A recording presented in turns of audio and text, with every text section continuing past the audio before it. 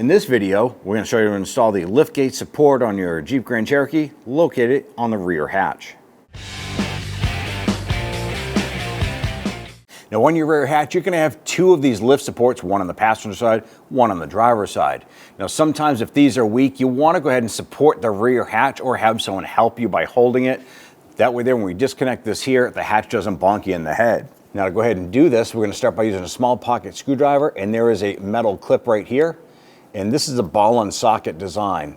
So you want to go ahead and put that screwdriver in there, pop out this clip, and then you're gently going to pull out on the support, like so. And you can see that the hatch wants to drop down. Now at the other end of the lift support is another clip. We're going to do the same thing. Use your pocket screwdriver, get on in there, pull out on that clip, and pop that off. You can see the socket design here has a little retainer lock inside, and then the ball here.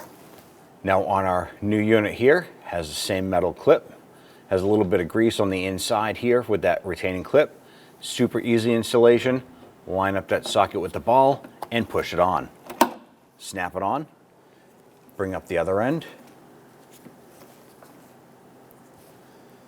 I want to go ahead and rotate this clockwise to go ahead and get this to line up with this ball here.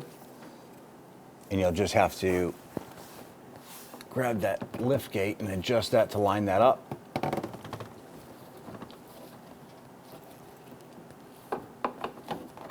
And snap that on. Now you're going to repeat this process for the driver's side. Once you're done there, you're all set. When only the best will do, demand TRQ. The only company that lets you view before you do. TRQ is committed to offering the highest quality aftermarket auto parts that are engineered for peace of mind. Thanks for using and viewing with TRQ.